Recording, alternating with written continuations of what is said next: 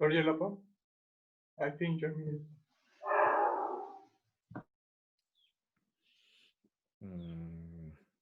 So we're now going to look at chapter 6, starting with verse statement 7. So I think you guys maybe remember, right, that some of the earliest manuscripts of the Gongchik actually have the chapters arranged in at least two different orders, so that the most common order, what we have now, right, and Chodra follows that order. Right? What is chapter 1 there now? Sometimes in these very early manuscripts, what is now chapter 6 is chapter 1. Okay. So let me, I don't remember exactly, so I need to look and check. Okay, so in the earliest, in some of the earliest manuscripts, specifically in the earliest Dorshema and Rinjangma. Remember, Dorshema and Rinjangma are the two earliest commentaries on the Gongchik, probably written within 50, 60 years of the passing of Kyoba Rinpoche. Yeah. Gongchik probably started to circulate as a distinctive text about 10 years after Kyoba Rinpoche's passing. Then within 50, 60 years, it's hard to exactly pinpoint, Dorshema and Rinjangma have been composed. The Dorshema, the order, in the oldest Dorshema commentary, the order of the chapters is as we have today in the text that we're looking at. So that ordering system seems to have become the most commonly used. So beginning with the chapter on the 3 turnings of the Dharma wheel, followed by the chapter on dependent origination, followed by then 3 chapters, chapter 3, 4, 5, on the 3 vows. The 3 vows being the individual liberation vows, the Bodhisattva trainings, and the secret mantra Samaya chapter. Then chapter 6 is on view, practice, and conduct. Chapter 7 is the fruit of Buddhahood, the result of Buddhahood chapter. In the oldest Rinjangma manuscript that we have now, the order is moved around, different. So the order there is chapter 1 is the chapter called View, Practice, and Conduct. Then chapter 2, 3, 4 is the chapter on the 3 vows. Chapter 2, 3, 4. Chapter 5, it's the 3 turnings of the Dharma wheel. Chapter 5. So what is chapter 1 in the book that we have now? That's actually chapter 5 in the earliest Rinjangma. Then chapter 6 is the chapter on dependent origination. Chapter 7 is the chapter on Buddhahood. So in these 2 earliest arrangement of the chapters, Buddhahood is chapter 7. That's at the end. So it's kind of like all matters, all issues pertaining to the state of Buddha, all discussions about what the state of Buddha is, the result of Buddha. So no difference of no difference. Of course, logically it will be the last chapter because that's when you finally reach the state of Buddha. But as for the other chapters, you see them moved around. And I've also pointed out that the different ordering of the chapters probably reflects the concerns of the Dorshema and the concerns of the Rinjangma. Both Dorshema and Rinjangma were early commentaries seeking to expand on the Vajra statements, probably based on the teachings of Sherab Jungne. Because these two, one of them is Sherab Jungne's brother, and the other is Sherab Jungne's disciple. So these two were these two commentaries, which Sobish provides us snippets from these two commentaries. So these two were by Sherab Jungne's disciple, brother, who is probably his disciple too. So they are from Sherab Jungne's students.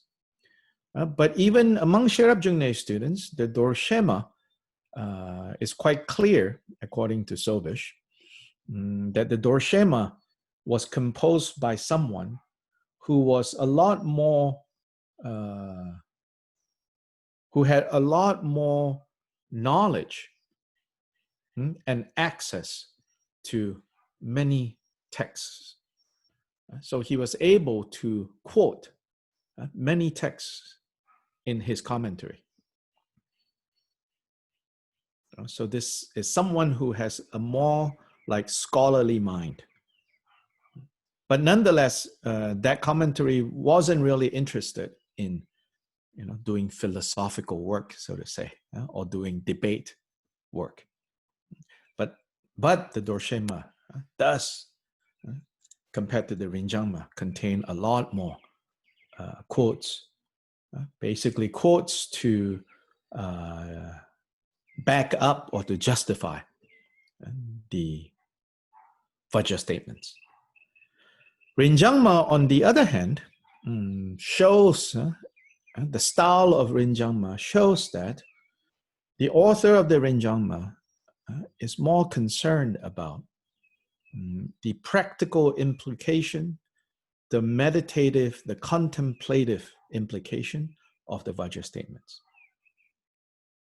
And so, of course, he also quoted from the different scriptures, from the different sutras and tantras, but relative to Dorshema, a lot less. And his style in explaining the statement is much more yogic, as in meditators style. And Dorshema is much more Pandita style, scholarly style. But nonetheless, in this early period, there is no clear kind of like being defensive. But by the time of Chodra, 400 years later, there is a tone of defensiveness to Chodra's commentaries. Because for the last 400 years, Gongchik has been pulled into these philosophical debates, these scholarly debates. So like it or not, Gongchik got pulled into that arena.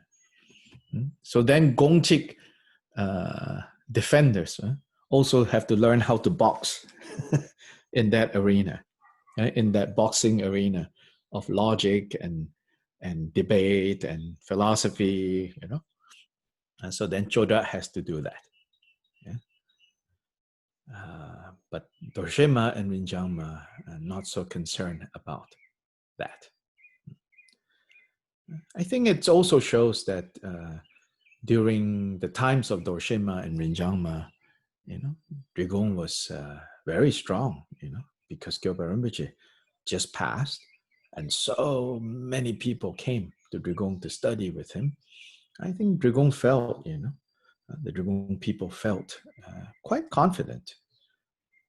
Then, of course, by Chodra's time, not so much so. In fact, Chodra's time was a very difficult time. At the time of the fifth Dalai Lama saw a lot of both very great things were accomplished, but also very difficult times. So I think throughout history, that often is the case. Very difficult times also, brought forth very amazing people.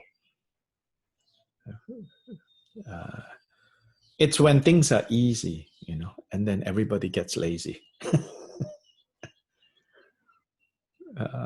In human history, some of the greatest artworks and all of that, and technology in the history of in European history, occurred in some of the most difficult times.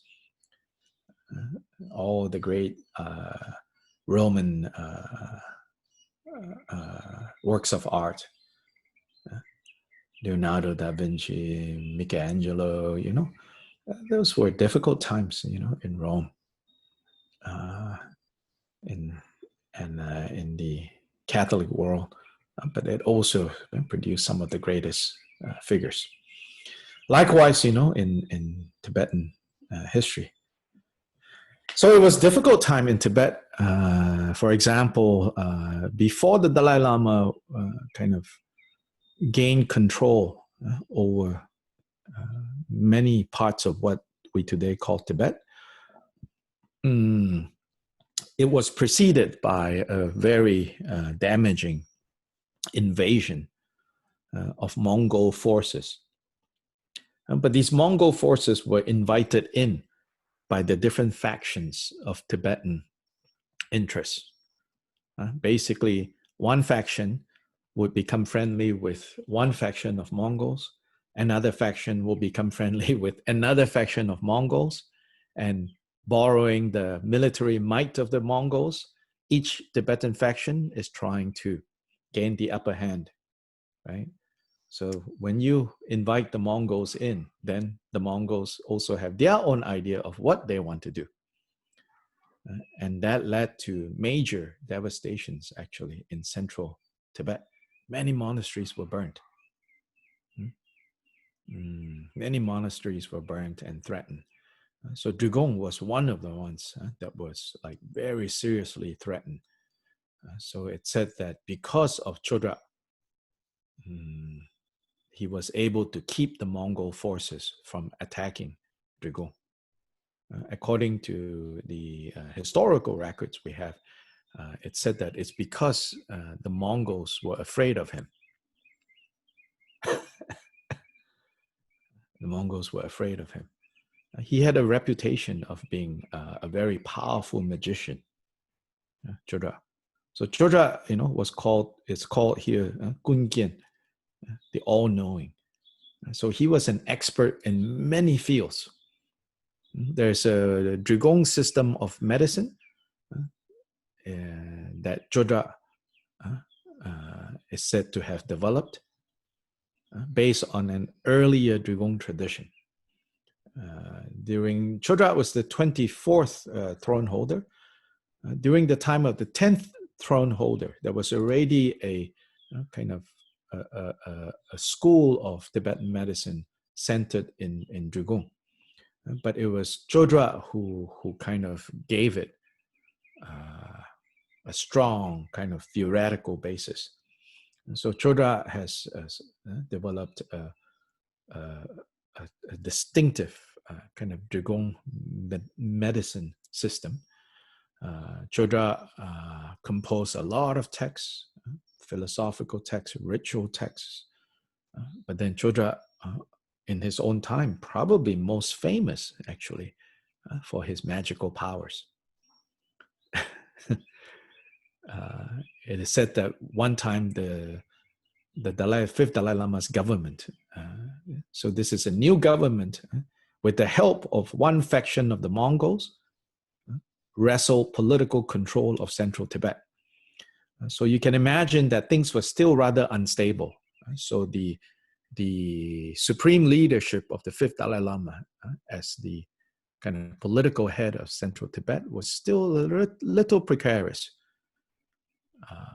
And during that time, there were accusations directed against Chodra for having negative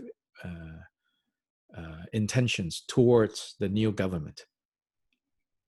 So eventually he was arrested and thrown in prison, accused basically of using magic powers and rituals to harm the new government.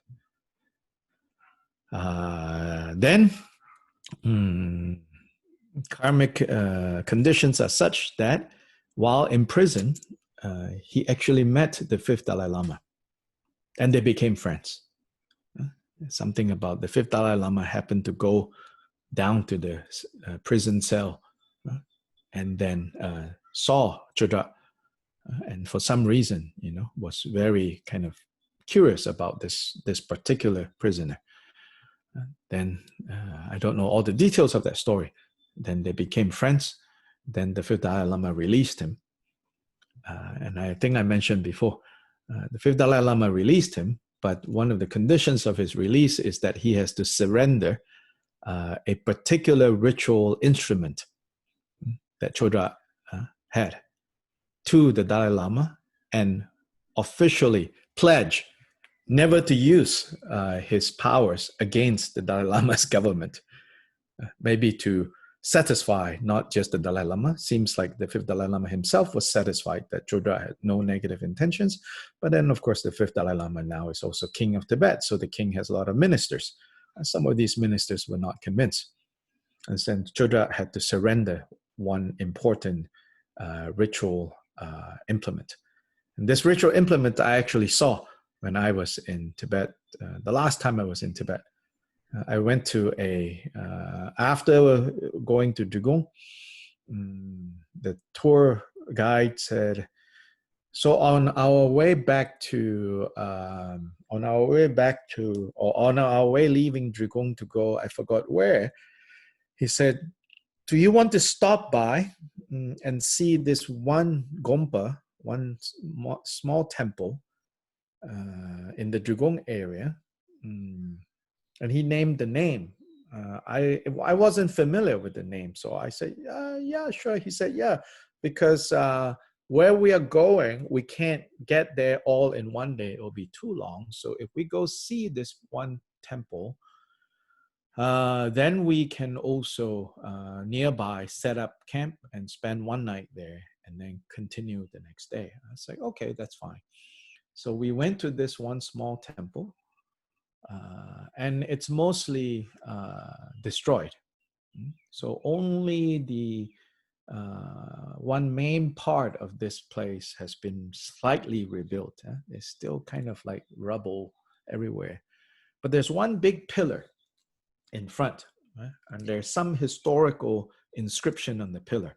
So apparently a lot of people who do come is because in ancient times, this particular temple had some important pillar from way back. And so there's some carvings on the pillar. So we saw that, it's okay. Then we went in and there was one monk as a caretaker, but he wasn't even wearing really the monk's robes. So unclear whether he's monk or not, but he's the caretaker. So we walked and went in, and so he showed us, like, oh, this temple in here, and this is this, this is this, this is this. Then on the way coming out, in like the kind of like under a doorway, the guide, the monk, the caretaker monk, he pointed to the top of the ceiling, and you look up and you see a stone. I think it's like a rectangular stone, maybe this big, up there, like lodged in the ceiling. And then my tour guide explained, but it wasn't clear what he was saying. I couldn't quite catch. The tour guide also a little bit confused. I took a picture, Then later on, I showed, because right after that, I went to Ladakh and spent some time with His Holiness, because His Holiness, the Dalai Lama, was giving Kala Chakra in Ladakh. So then I was showing His Holiness some pictures that we took, Then I said, oh, this is from this temple. And then I said, oh, Holiness, what is this stone? The tour guide says something about Chodra, and His Holiness said, oh, so the stone is there, huh? I said, what stone? He said, oh, this is Chodra's grinding stone. Yeah, like a mortar and pestle, for like crushing spices, I said, oh, so I'm thinking, this is like from Chodra's kitchen or something, like, well, that's kind of weird, I guess it's a holy object, when Chodra was crushing spices, now it's a holy object you put on top, so when you walk under, you'll be blessed, I didn't say that out loud. And I said, so I asked His Holiness, I said, so is there a story about this, stone? Holiness, he kind of laughed. He said, yeah, he said, this is how Chodra crushed his enemies. I mean, so to say, like in the rituals that he performed, this mortar stone is like, all the negative, forces or negative influences, you put into this stone at some point, and with pestle, you crush it. So that's the stone that he had to surrender to show goodwill towards the new government. And so that stone, yeah. So anyway, Chodra, I got distracted, but it's a kind of an interesting story, yeah. Which is to say, I mean, there is a point to telling even this story. I think, of course, our kind gurus, when they teach us, those of us who are new to Tibetan Buddhism, new to Tibetan religion, when they teach us the Dharma, thankfully, luckily, they emphasize the dharmic point of view to all of this material. So in the text, in the practices, when it says, turn away the enemies, destroy the vow breakers, and so on and so forth. Right? I think I can say, no matter what lineage, no matter what guru, more or less what you're going to hear is, this is all about afflictive emotions. This is all about the real enemy is self-grasping. The real obstacle that needs to be destroyed, the blood that has to be consumed, right? The skulls that have to be crushed. Sometimes these, like especially Dharmapala texts, use very strong language like that. But I think almost always, our gurus remind us that this is not talking about, destroying your enemies out there. The ultimate meaning of these passages. And this is completely what Kyoba Rinpoche will emphasize. But you should also know that historically, not everyone necessarily only thought of these passages as saying that. They also, under certain circumstance, would do these rituals hoping to vanquish or at least to keep away enemies that might be coming. And these enemies are not just like enemies who gossip about you and say things about you that potentially could destroy you. These enemies are on horseback, with swords and knives.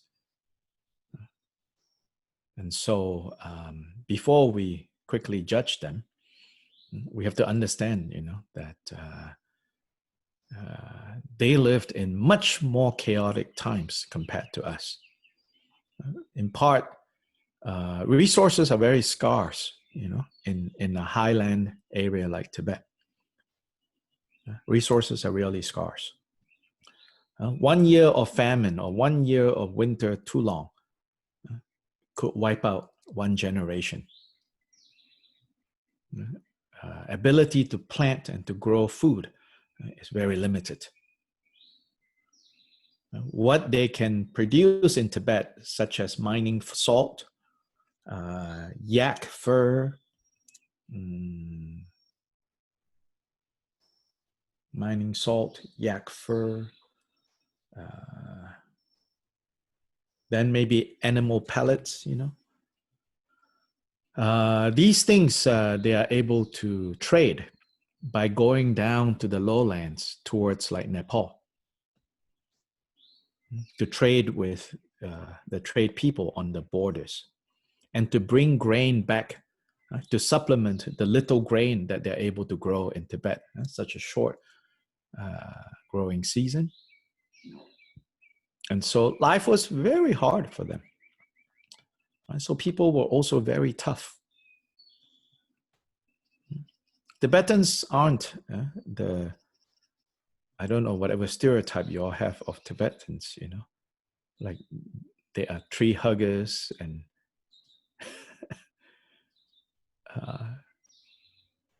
completely, non-violent, like a Shangri-La, everybody smiling all the time. No, Tibet historically was a very rough place, very tough place. Life is not easy. It wasn't easy.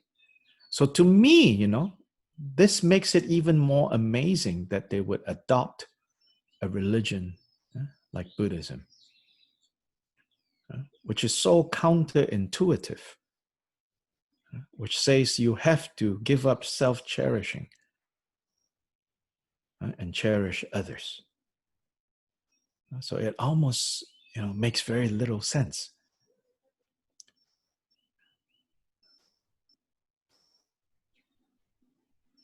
It would make more sense, to believe in a religious system where if you are on the right side, then you will be protected, right? And destroying enemies is not a sin. Because if the enemies are also against your God, then they are enemies. It would seem to make more sense, to believe something like that. But the Tibetans did not choose that belief. Prior to arrival of Buddhism, Tibetans have a version of that belief, but not so much an all-powerful God, but that in your surroundings, there are powerful beings that you can recruit to be on your side so that when your enemies come, right? These spirits and gods can be part of the defense system. So when Buddhism came, great masters like Pema and others saw the situation and they knew what they could exploit in a positive way. They knew what they could recruit from the existing traditions of Tibet and then infuse it with Dharma and change the whole viewpoint and orientation of the Tibetans so that they became committed to the Buddha Dharma, which is an incredible feat. As I've said, it's easy to think, compassion, love. When you live in a relatively stable, prosperous, safe environment.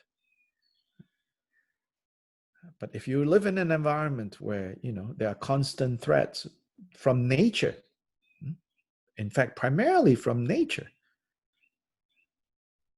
hailstorm, bad winter,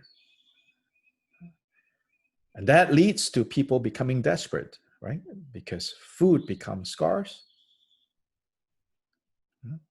warmth becomes scarce, not enough clothing to keep you warm. Even wood is not really that available to build fires to keep you warm. But nonetheless, Tibetans commit to Buddhism. Anyway, again, side point.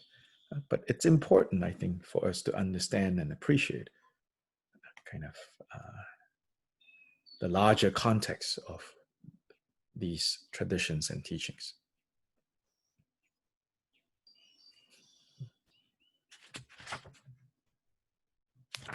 So we actually started looking already on verse 7, right? It says, so redefining the use of the term view.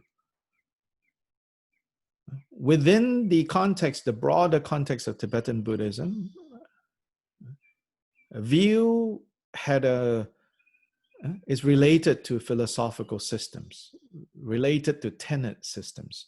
Then a study of view, an interest in view almost immediately implies that it's about debating which view is superior to which view. To this day, when people study Madhyamaka, study Chittamatra, it's about, which system is superior to which system. Yeah. Those of you who have some exposure to this material. But here Kyopa Rinpoche says, the view that the Buddha talked about as a crucial element in this three-part of view, practice, and conduct, the view that the Buddha taught is the view that is based on realization. Now, of course, what these guys debate are writings, right? Are based on writings, compositions,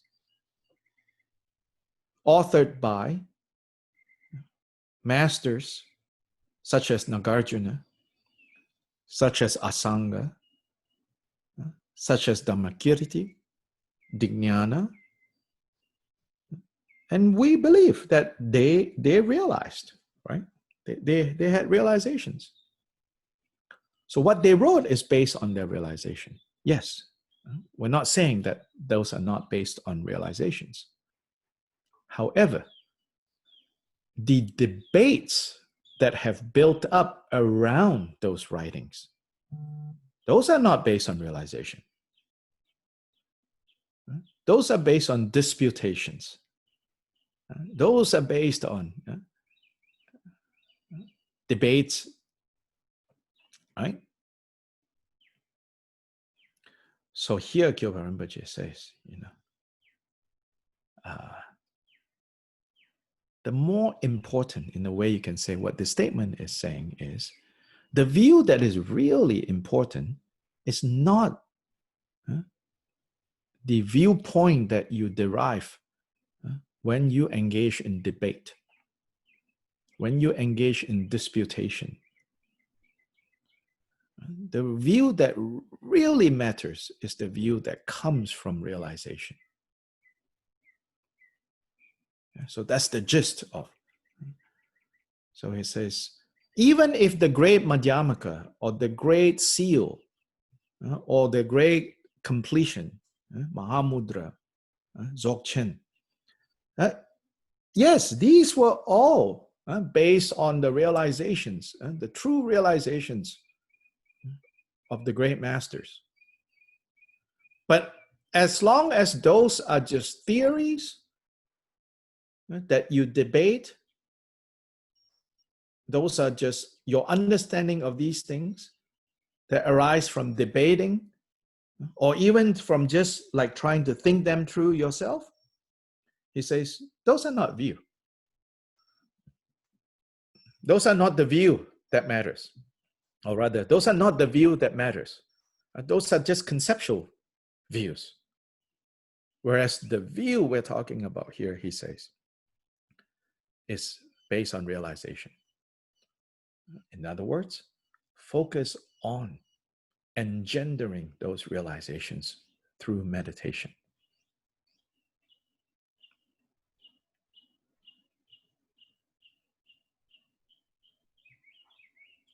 Questions or comments?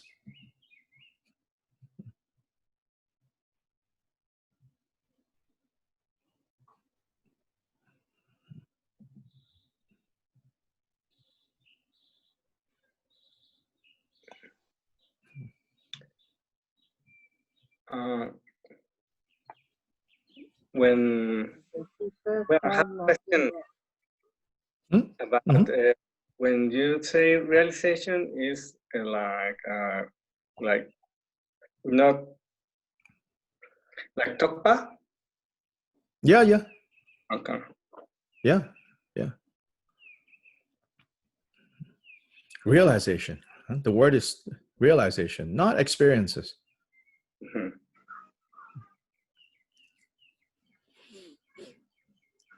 Then, of course, even these realizations, there are levels and levels, But even that, realizations are more important. The view, meaning the understanding that arises from your realization of the teachings. Yeah, so you can rely on the teachings. You can rely, of course, on great Madhyamaka, great seal, great completion. But don't mistake, those words and the arguments for the real stuff. It's kind of my expression, Don't mistake the menu for the meal. The menu is just a guide for you to order. Oh, I would like to have this, this, and this. You look at the picture and say, oh yeah, the description. Yeah, I would like to have this, this, this, and this. Don't eat the menu, Wait for the meal, work on the meal. So we rely on teachings, of course. We rely on explanations But finally, when realization occurs, it occurs in a particular way that transcends these debates.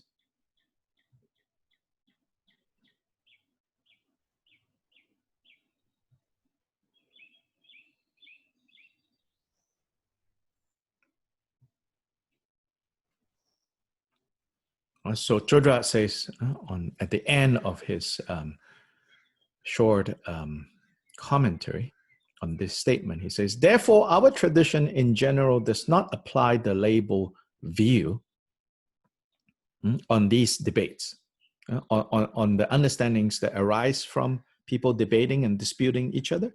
This system is superior to this view is superior to this. He says, in general, we don't apply. Our tradition here, meaning following Jiden Sumgan's Gongchik. I don't think we should see it as, like Drigong tradition even, Drigong tradition can mean so many things. But our tradition as in based on Kyopa Rinpoche's Gongchik, it says, Gongchik doesn't use the label view in this way. And he says, in the cases where it does, where the term view is used, and so when we see more of the translated teachings that, I've been working on with the two translators, the word view is going to turn up. So it says in those cases, right, when we do use this word, it merely attaches the term view to the direct realization of prajna, of gnosis, the ascertained ultimate state, the actual meaning, the non-duality of samsara and nirvana, the union, the inseparability. So in fact, here it seems to be saying, like the actual view is the realization of a Buddha, not just other realizations even. It's the realization of Buddha. So, but except for that, we do not maintain such views of others that are allegedly free from extremes. So meaning he's saying, and there were people who like at the end of a debate, right? When they have like defeated everyone, and they will say, and this is a position free from extremes. So Choja says, even if dialectically, according to the rules of debate, it's free from extreme, you're holding it in this way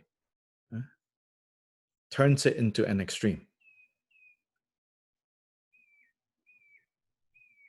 So he says, no, we don't go into that. So, for good or for bad, right? Drigong as a lineage, as Drigong Kagyu as a lineage, wasn't exactly, right, a breeding ground for intellectuals and scholars. It's just no encouragement to go in that direction.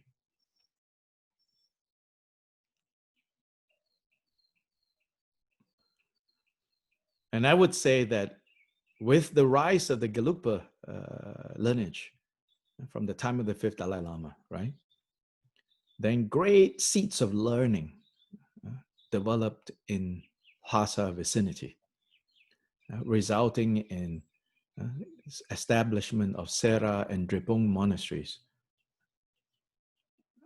as these great seats of learning.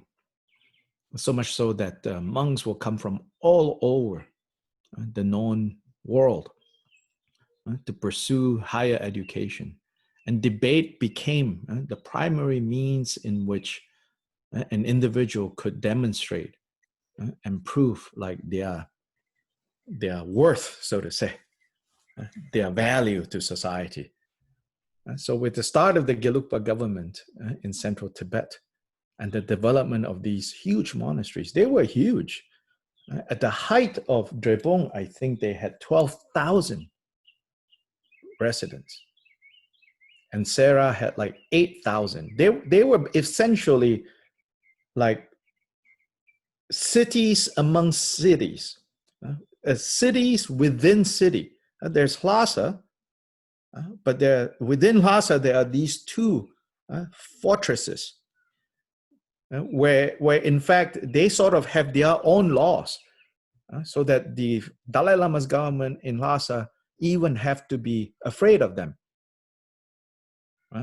because 10,000 monks and 8,000 monks, yeah, on a good day they are all monks praying and studying, right? On other days, this is potentially, right, 8,000, 16 sets of biceps, So they were powerhouses. But within these powerhouses, the primary means, even though they definitely were power in the sense of like, muscle power. And I can tell you, no, they had guns or weapons. Nonetheless, scholarship was prioritized. Within Drepung, within Ganden, within Sera, the greatest individuals were those who had great scholarship. Actually, in Drepung, Ganden, Sera, tukus were not really that well regarded. Tukus are a type of charisma, you could say. But the Geshe and the Geshe Larampa, they represent a different kind of charisma. So in fact, in Gelug monasteries, tukus don't have very high standing. In fact, official positions in Gelugpa monastery is done in the Vinaya way. That the head is appointed by the assembly, not by tuku reincarnation. So in Gelugpa circles, big deal, you're a tuku. Prove yourself as a great scholar. Then we will respect you. So there's also the good side to that, okay? But because of this rise of the value of scholasticism and learning, right? Then all the other lineages in Tibet also have to quickly catch up with this new kind of value, new symbol of prestige. So in fact, many lineages would send their promising monks to go to Ganden and to go to Sera and Drepung to study, including Bonpos. In theory, Bonpos belong to a whole different religion. But for example, the previous head of the Bonpo lineage, the previous Trichen, in his younger days, he was trained in Drepung,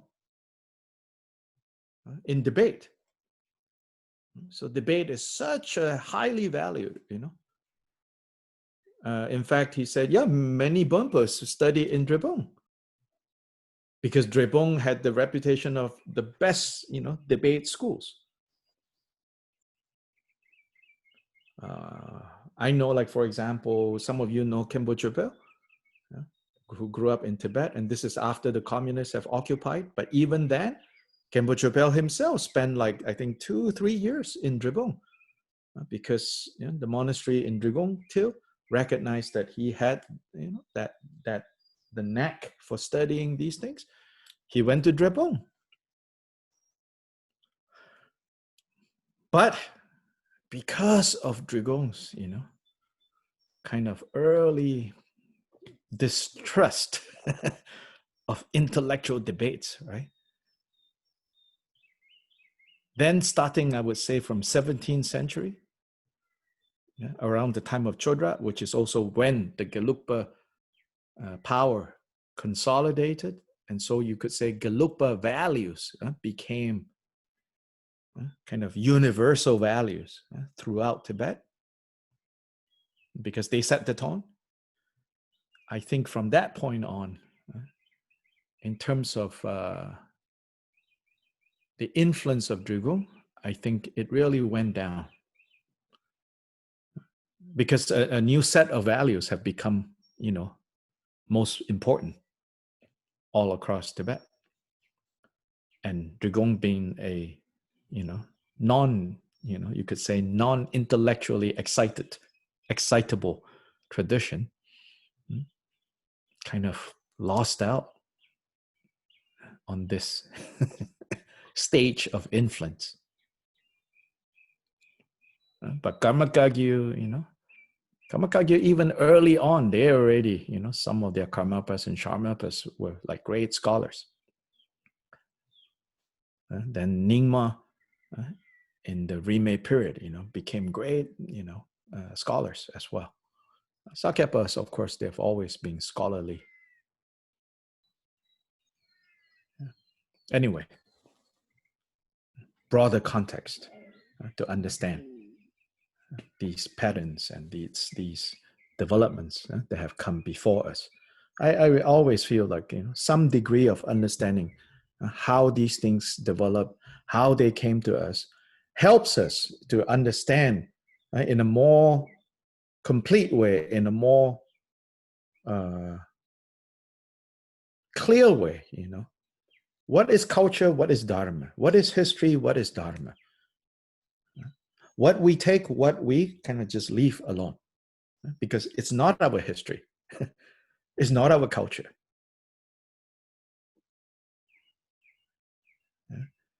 But I also don't think it's sufficient to say, it's not our culture, it's not our history, so I don't need to think about it. I feel like if you don't really try to learn something about from where these teachings developed, under what circumstance, under what historical circumstance, under what cultural circumstance, then how do we even know what is the take-home lesson? What is the essence? What is the dharma that we should take? And what we should just kind of leave alone? So that's why, I think some of you already know. If you come listen to me talking about dharma, I often go into some of these topics because I think it's important. This is not just, sometimes it might sound like, oh, you're just telling the historical gossips, so to say, of who did what did what, and what did what. Yeah, I would admit that's kind of exciting, But I would also say I'm not doing this simply because to tell, this Lama did this, that Lama did that, No, it's ultimately, it's because there's value in knowing. So any comments?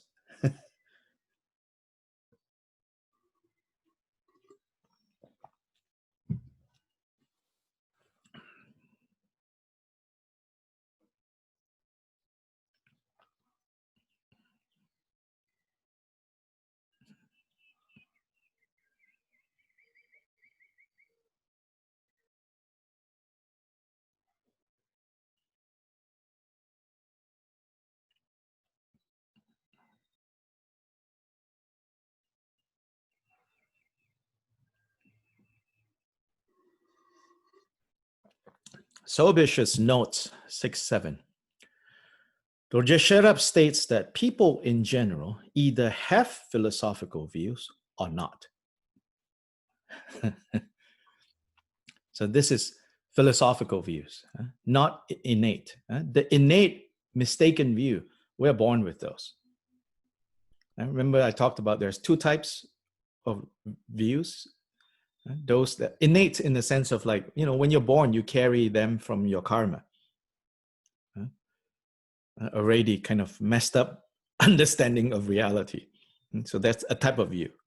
But here he's talking about learned outlook,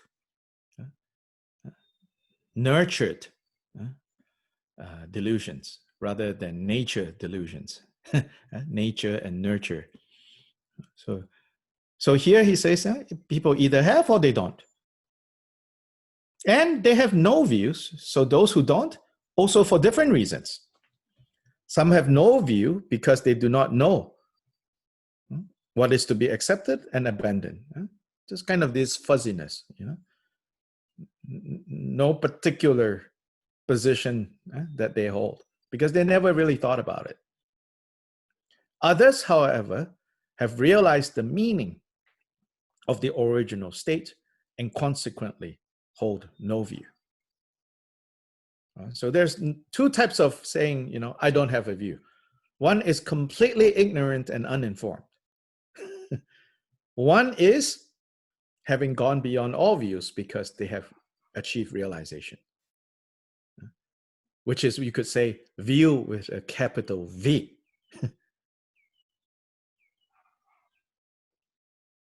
Such as Nagarjuna, Jigten Sumden, the Buddha. Then those who have views include non-Buddhists as well as Buddhists. So now it's based on the tenet systems that in the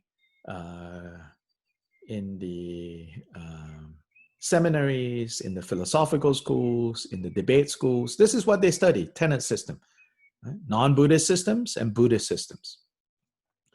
Among the eternalists, so these are the two extremes, right? The true extreme, we call them the two extremes of those who believe in eternalist, that means essentialist positions, and those who are nihilist. So among the eternalists, Dorje Sherab lists the Sankhyas, an ancient Hindu system. Basically, Sankhya, sort of in a nutshell, they believe that there is a divine self, but this divine self is inactive. Then each person not only have the divine self, but also have what's known as nature,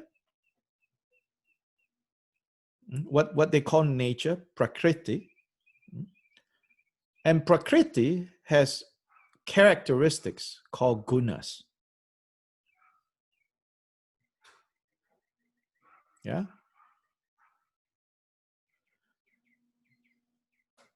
Purusha, they don't use Atman, Sankhya at this point. They say Purusha, the person. So the person is the divine self that needs to be freed from the clutches of nature, prakriti. Their nature is sort of like material, the material world. And the material world manifests qualities like heat, cold, movement, then including all the emotional qualities. So in Sankhya, Buddhists call them eternalists because Purusha is believed to be eternal, unchanging. Then Sankhya will say, let the body, let prakriti, let nature, let material nature do whatever it does. Right? Don't bother with it. Just stay focused on Purusha, the divine inactive self. Stay focused on that so that the power of Prakriti over Purusha will go separate ways, then you are free. A very elementary coarse description of Sankhya, okay? Excuse me. Don't take this as the last word on Sankhya. And also, what today is Sankhya? It's a little different from Jigten Sumgun's time of talking about Sankhya. So among the eternalists, Dorje Sherab lists the Sankhyas, certain ascetics, such as those who endure the 5 fires and the 3 Dandins, those who carry 3 staffs. These are all, Hindu or Indian, various Indian religions, which of course, Dorje Sherab himself have never seen them, okay? I mean, these people did not wander into Tibet. So it's based on book knowledge that he has. He says, those are the eternalists. He defines nihilists as those who hold that there are no previous or future existences. So the other extreme are those who say there's no past life, no future life, only this life. By those standards, many of us in modern times are nihilists. But that's how he defines nihilists. Right? Just the here and now. Both eternalists and nihilists have a view, or they have views, but they do not have realization. Among the Buddhists, there are Shravakas, such as the Vaibhashikas, who differentiate the mind into moments and appearances into atomic particles. Furthermore, there are the followers of Chittamatra and Madhyamaka. The Chittamatrans hold that all 3 realms are one's mind, and the mind is self-knowing, self-illuminating, and clear and aware. And they compare it to the flame of butter lamp untouched by the wind.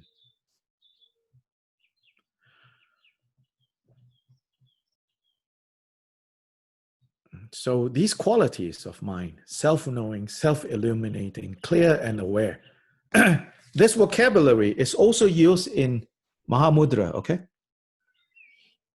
But Mahamudra doesn't stop there. And Mahamudra doesn't say that this mind is ultimately real. Then the Madhyamakas are those who hold that phenomena are one, since they are like illusions. They have a view, but no realization. Then those who hold the position that all phenomena have no substratum whatsoever, meaning nothing with regards to phenomena, there's no underlying reality. They say that because the illusion is false and deceptive, it totally lacks a substratum, an underlying reality.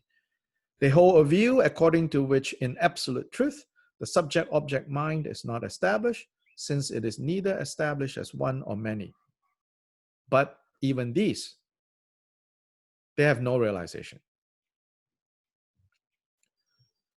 Then the Madhyamaka Yogacara refute the lower tenets, saying that ultimate of yours is our relative, and that relative of yours we hold as ultimate.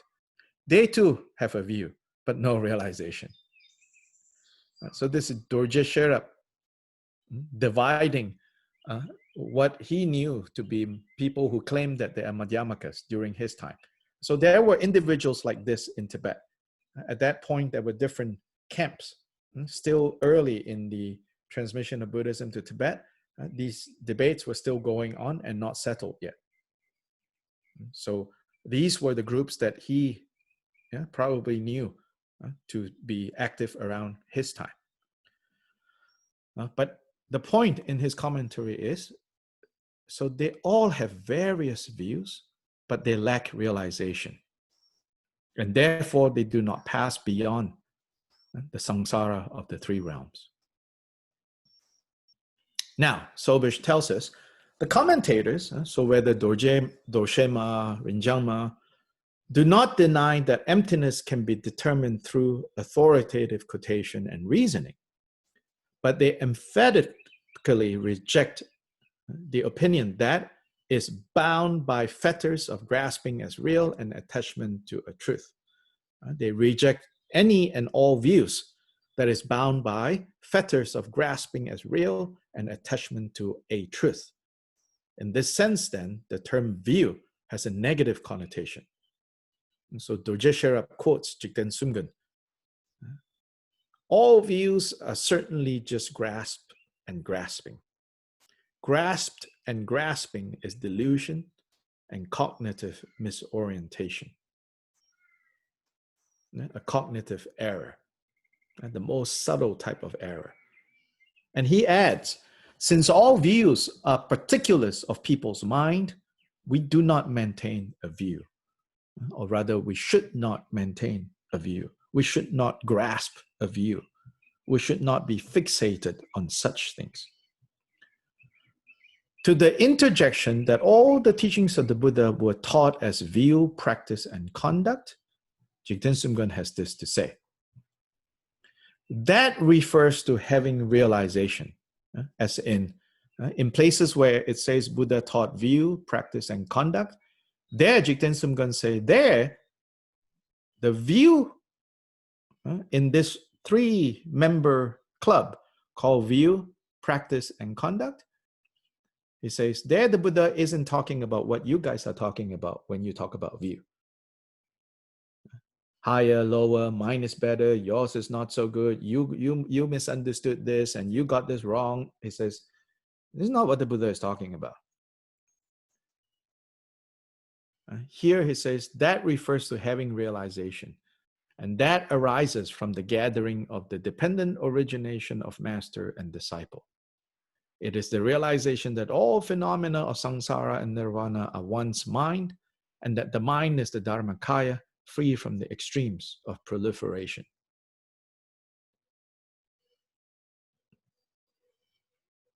In other words, having realization. Or Rinjangma, Rinchen Changchup says, we maintain that the self-condition is to serve the guru, who is endowed with characteristics, with the ultimate devotion, and that the other condition is the blessing of the guru, who is endowed with characteristics. So elsewhere, I talked about this before already. Here, with the ultimate devotion, or literally ultimate service, or to follow the guru to the ultimate. Literally, it's that. This quote, the original source of this is actually in the Hevajra Tantra. It says that when you serve the guru, you have to serve the guru. So this is in the context of talking about devotion to the guru, appreciating the guru, serving the guru, making offerings to the guru. But at the end of that discussion in the Hevajra Tantra, it says, and in the end, until you serve the guru to its ultimate limit, you will not realize Buddhahood. And there, the Hevajra says, and what does it mean here? To serve the guru to the ultimate, it doesn't mean, give away everything you own to the guru. Although some gurus will try to imply that's how you do it.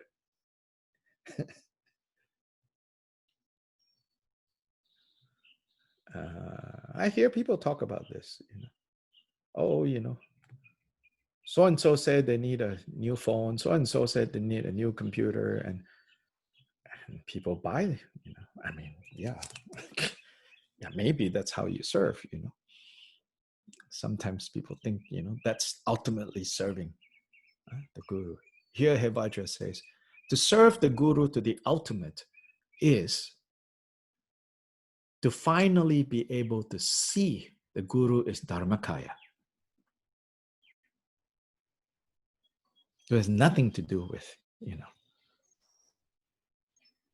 doing the guru's laundry, although it said that's good merit.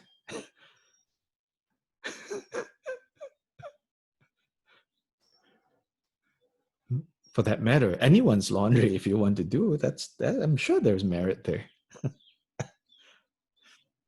Or cook for them, wash for them, clean for them, there's merit. But here, we maintain that the self condition is to serve the guru who is endowed with characteristics with the ultimate devotion. So the ultimate devotion, ultimate service to the ultimate, to the end. And that the other condition is the blessing of the guru who is endowed with characteristics.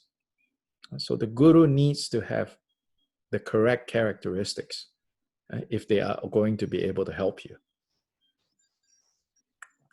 Furthermore, what arises from the gathering of such a dependent origination or such an interdependence is that one realizes all phenomena of samsara and nirvana as one's mind.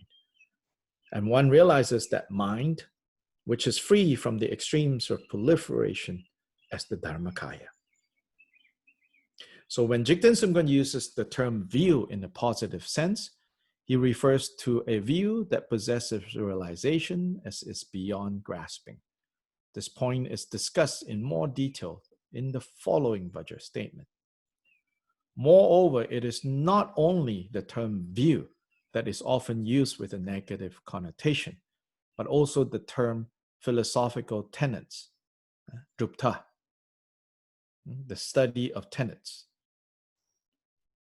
In a praise of his guru Pamodrupa, Jigten Sumgön writes, "May those who mistake the philosophical tenets, the drupta, the mara of the mind, for the Buddha's intention, realize true reality, and may their mindfulness be purified in itself."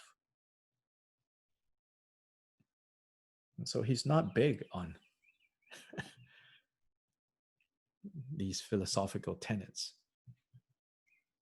And he says, this is all just very easy to inflate our ego when we get into these types of debates. And similarly, the grasping of separation from all extremes of proliferation of existence and non-existence, the conceptuality of philosophical tenets is an object of the proliferating mind, a mind-made emptiness. So the emptiness that you arrive at through debate, it's a concept. It's not a realization. However, Sobish reminds us, this rejection of mind-made and grasped views that are tainted by proliferation, meaning mental concepts, is not limited to philosophical views alone, as will be clear from the following Vajra statement. So the following Vajra statement then treats the practice traditions that are called the three grades. The practice tradition based on Madhyamaka, called Great Madhyamaka. The practice traditions based on the Mahamudra system, and the practice tradition based on Dzogchen.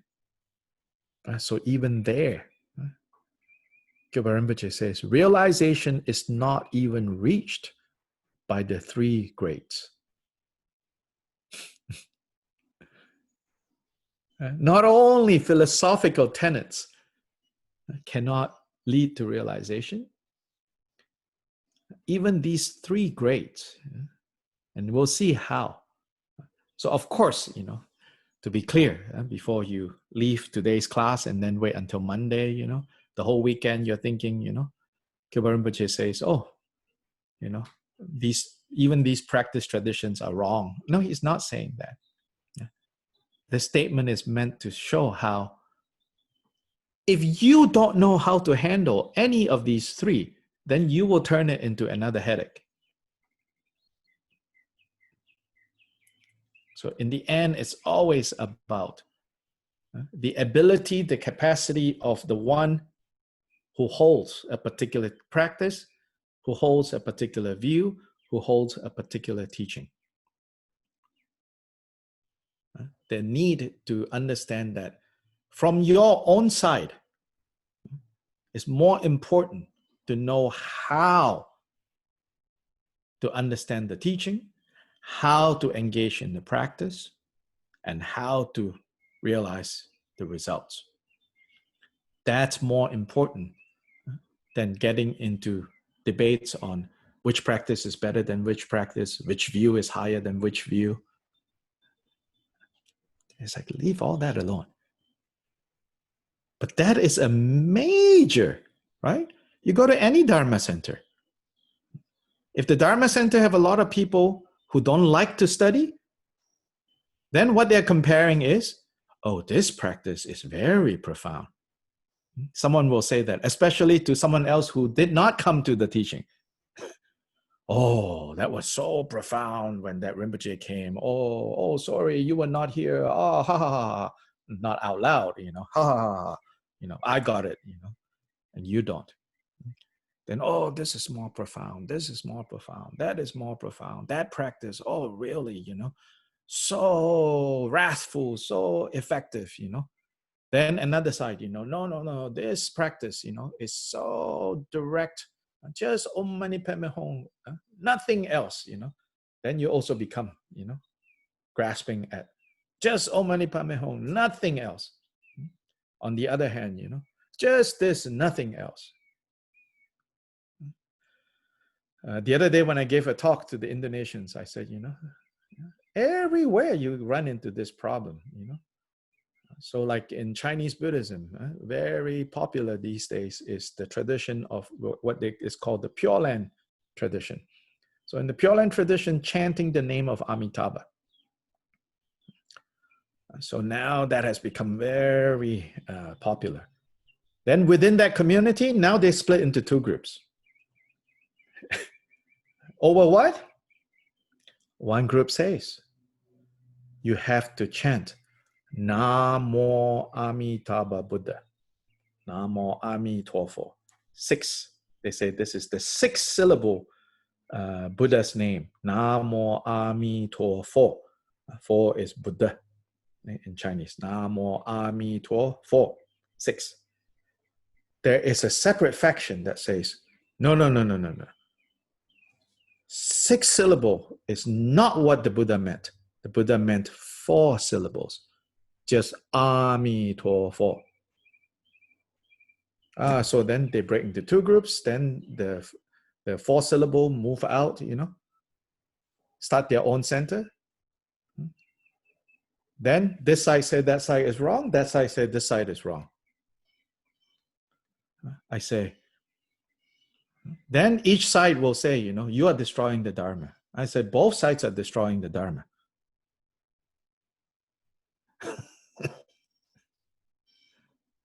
Both sides are destroying the Dharma.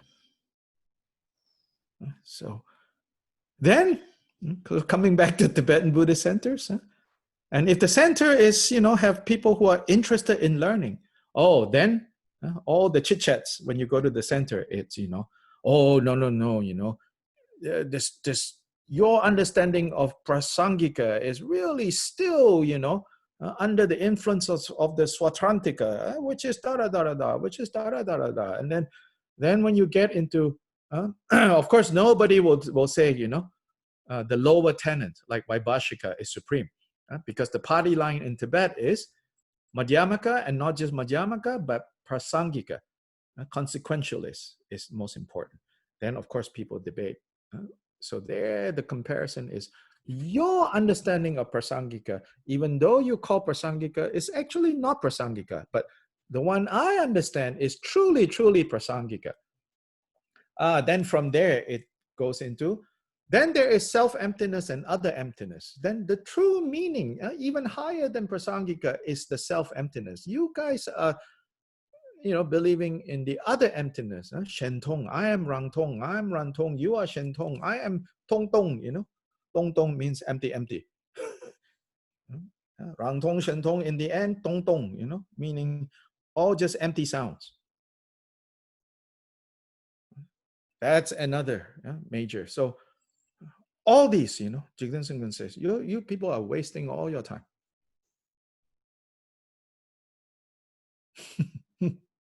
It's like, stop it. These are all just grasping and grasp, right? These are all just grasping and grasped. In the end, that's all you have.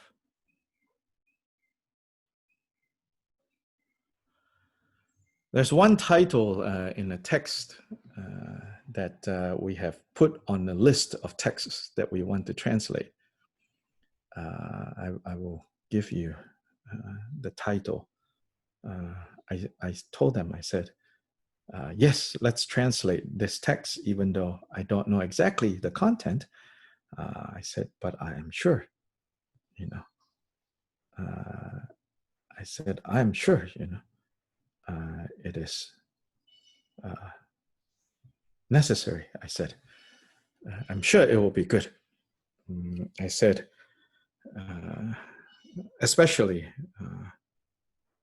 for many of us, you know, this probably has something to say. What is the title? Wait, let me look real quick. It's very well expressed, the title. It says,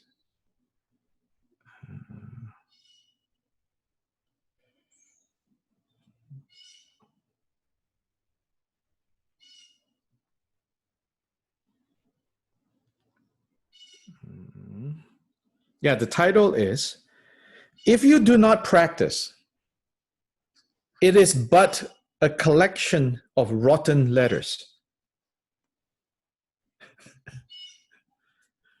If you do not practice, you know, then it's just a collection of rotten letters, rotten words. I say, yeah, translate that teaching.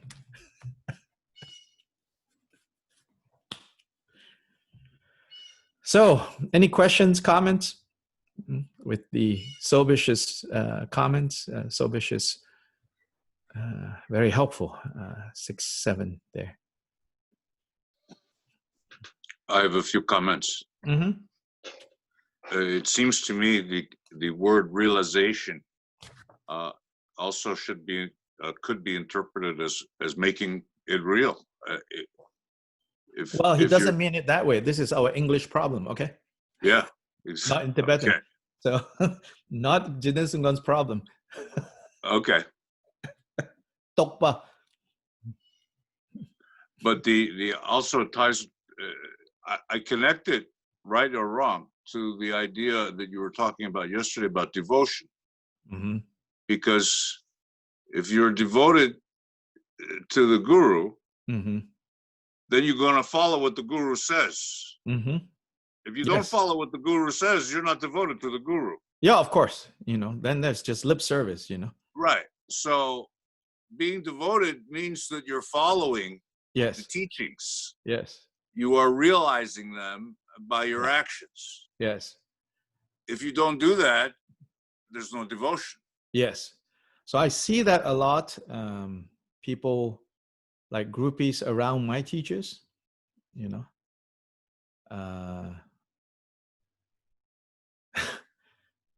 They are so concerned, and their Dharma lives is just ups and downs of being elated when the guru smiles at them, or the guru says, hello, how are you? Or the guru did not smile at them, then, the guru did not include them in something. The guru included them in something.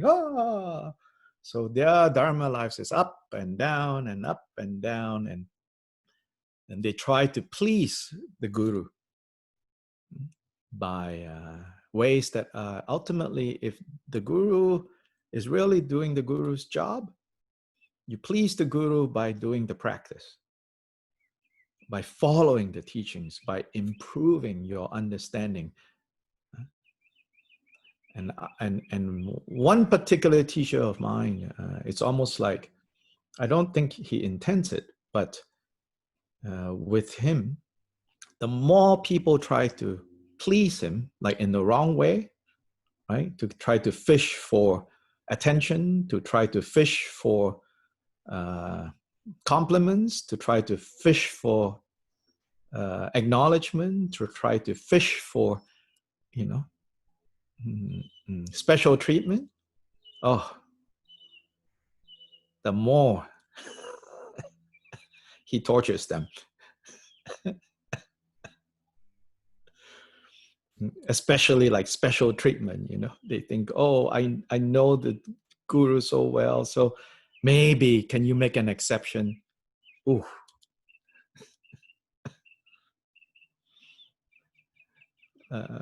Another teacher, I remember this story told to me many years ago.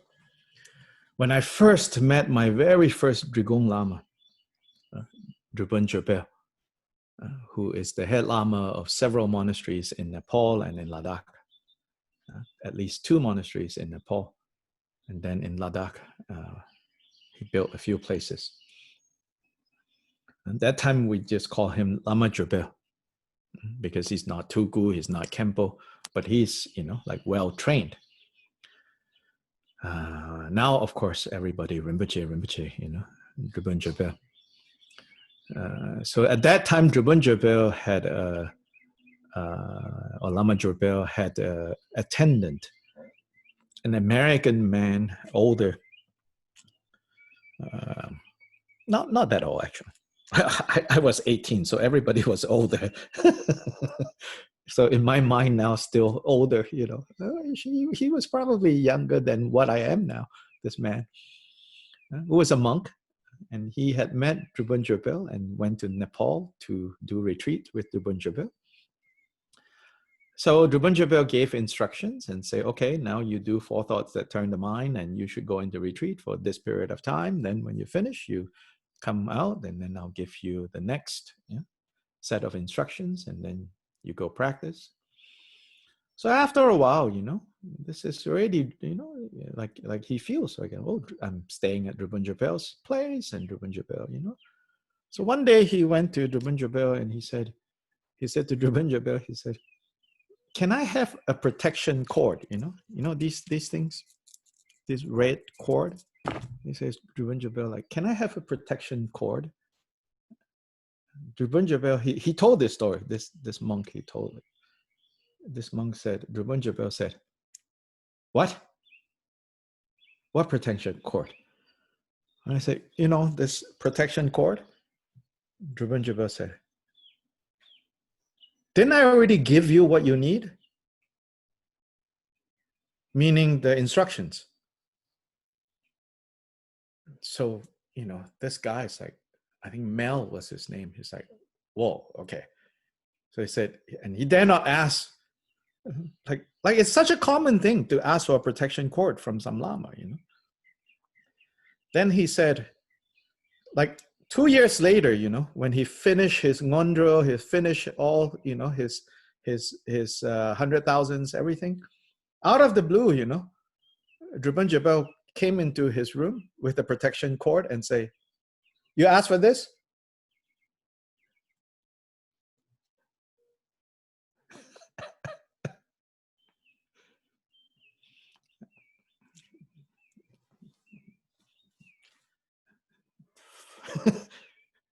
Take the teachings, use the teachings to change your mind.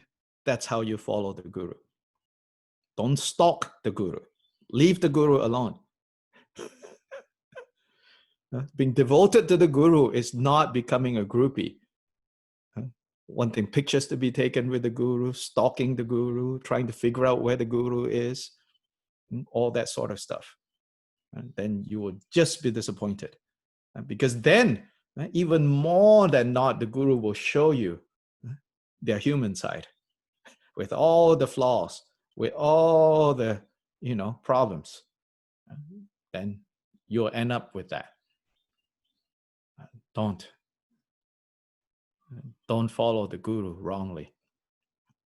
Don't be devoted to the wrong things. Take the teachings, change your mind. That pleases the teachers, if they are indeed your teachers.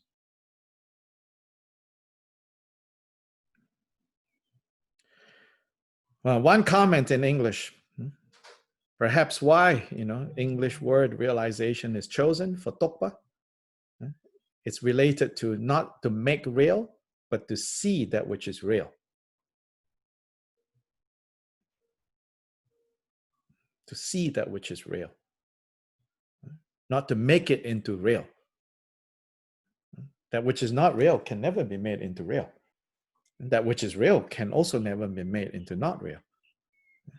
To see.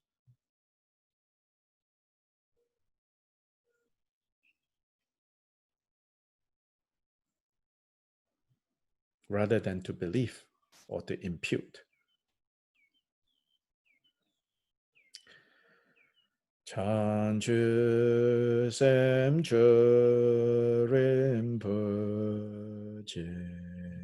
ma ge pa nang ge yu chi ge pa nyam pa me pa